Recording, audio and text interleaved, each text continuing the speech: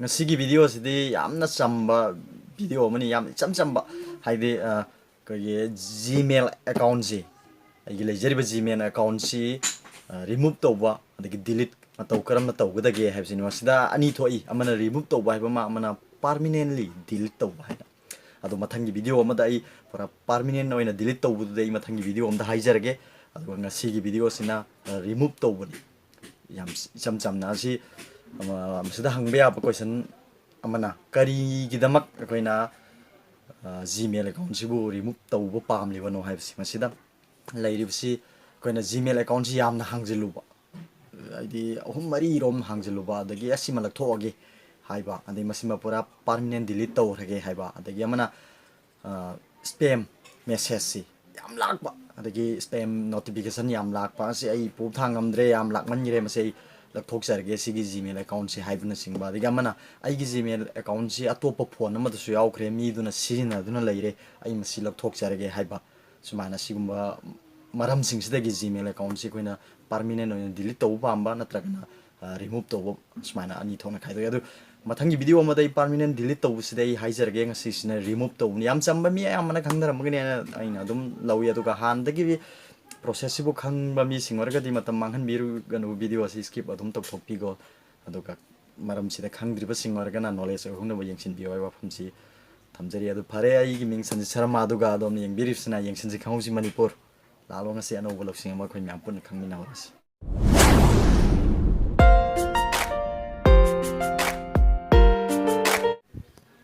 ngasi gi aina haijaga doriba method si masina kana ba ama supiri haidi ai gmail account si remove tawgiba ma dega amana ai gi gmail account siga aina hana thamjarma masida aina han thamjarma password kaw khibudo amu hon nauna muk sindok chana bagi tanja am so masida lawbi ani si kana ba ani si haidi ai password si kaw thokre ba hai ribbon method si narga password si mo hanjil han basu yai ko adu aina phone screen da pudringe da maram ani gaktang haijaramge sumaina gmail account lokthok pasi amana setting dagi changlaga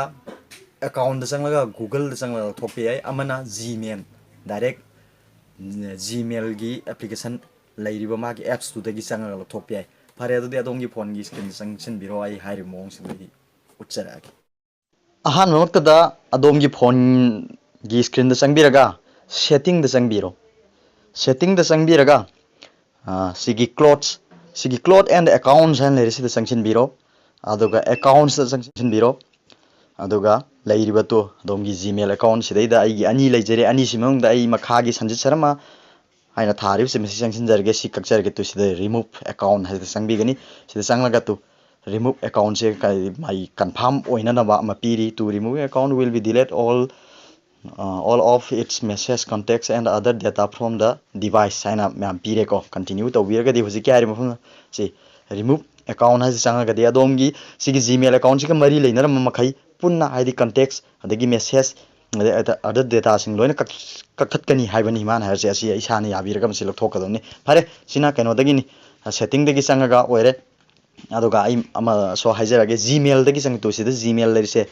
gmail app sidagi changbiraga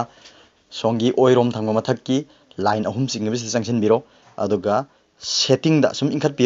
piro tu makha da setting an lerise changsin biro aduga tu sigi yelom thangba corner gi dot ahum leiriba se asida changa suyai asida changsin biro aduga tu manage account asida changsin biro aduga adom ka kakningi ba adom na gmail account si mari nga hanga lersu sidu ain chongthokani amata hanga zum ama khaktu chongthokani aduga ain kakning si makha thangba sanji sharma 66@gmail.com hairse asi kakning line khalse si changsin biro tu sida remove account asida changsin biro aduga remove tok tho ani phare ai masi mayam da khang na ba remove tawjarge remove tawhre loir adu ngasa ina mathak taw wafam am sain panjagi aidi aigi password change tawna na ba tanja aina kawrga di password si hari ba gmail account si password kawgi bagi aina madugi khudong cha ba loge na khalaga di kamain tawni adom haijarake mafam se leri ba add account si da muk changchin biro add account si da add account changlaga google da changchin biro changani mana checking info tawre adu aina phone si gi da mak thamli ba I screen lock tu adu hapiro haire ai hapsarage hangjarage hange aduga checking info tawre सुमाय ले मतम सिदा अदोम की email नत्रग phone number हापो हायरे फरे आई गी हुजी अइना कखरिबा Gmail दो अदुमक सिदा हापीबा सिदा हापीबा मतमदा मा थोला अनि अदुगा अइना ईमेल दो कावरेन खलगसो फॉरवर्ड ईमेल सिदा संगलगा दुम यानी अदगी क्रिएट अकाउंट मखाइसिना अनौबा मा अनौबा अकाउंट अमा हांगे हाइबगी दमनिको अब फरे आई हुजी की कनो दो सिदा संगसिन जरगे अइना कखरिबा ईमेल दो आई हुजी संगसिन जरे तो होजे आई संगसिन जरे को होजे की जीमेल आई कक्थत की जीमेल अकाउंट दुनी अदु मतम सिदा इंटर पासवर्ड हाइरानी आई पासवर्ड तुदी कावरे आई पासवर्ड तो काउथोखरे तो मतम सिदा अदुगी खुदोंग चाब लौबियो सिगी तो फॉरगॉट पासवर्ड सिदा संगबिगदो फॉरगॉट पासवर्ड सिदा आई संगसिन जरे तो मतम सिदा मान हायरे इरोई लोइबा नंग निंगसिंगबा या इरोई लोइबा नंग हाफखेबा पासवर्ड अमा हापो हायरे अदो आई इरोई लोइबा पासवर्ड अमा आई हाफखरे करिनो खंगदबा मा आई 1 2 3 4 5 6 7 8 हाइगेरा अदगी मिंग अमा हाइगेरा अदगी आई मिंग ओइबा संजित सि खक्तंग हाइसेरा आई संजित आइना हाइगेना लास्ट आइना निंगसिंगबा मा से हापीरो अदुगा नेक्स्ट तौरो तो सुमाना वेरिफिकेशन कोड अमा थारकिनियाबा मोइना आइगी नंबर दुदा आइगी जीमेल अकाउंट हांगलिबा नंबर दो अदो कॉल ऑन तौरा टेक्स्ट ऑन तौरा हाइबा ऑप्शन अनि पीरि कॉल ऑन तौरा मोइन कॉल तौरकनी आई कोड तो हारकनी टेक्स्ट ऑरगना टेक्स्ट ऑन हारकनी टेक्स्ट से संगबिरो मोइना मेसेज ऑन पीरानी आबसिदा तो मेसेज तो मोइना ऑटोमेटिकली मोइना कंफर्म तौरनी हाइदि सी फोन नंबर सिदा हांगमनिना फोन नंबर मसादो सी फोन दिदा तो मतम तो क्रिएट पासवर्ड न्यू पासवर्ड अमा सिदा तो एटलीस्ट 8 कैरेक्टर ओइदुमने हाइना सिदा पीन लेरे मतम सिदा अदोमना पामबिरिबा अनौबा पासवर्ड अमा चेंज तौबि तंजा दो मफम सिदा लौबि हो हापीरो अदोमगी पासवर्ड तु अनौबा अदोमना पामदा हापगा सिगी चेंज पासवर्ड हाइसे संगलगा अदोमगी पासवर्ड तु चेंज तौथोपि यार सुमाइना कानाबा अनि लौबि याय हाइदि पासवर्ड चेंज तौहोबगी अमा अदे अमना अकाउंट रिमूव तौकी आई अकाउंट से रिमूव तौरोय आई पासवर्ड काउगिबगी दमक अइना अकाउंट से रिमूव तौसिन्नबने हाइबगी खुथांगदा चंगबमा तौसिन्नबा हाइदि सिगी हाइरिबा फॉरगॉट पासवर्ड सिदा चंगलगा आई पासवर्ड चेंज तौनबगी दमक अमना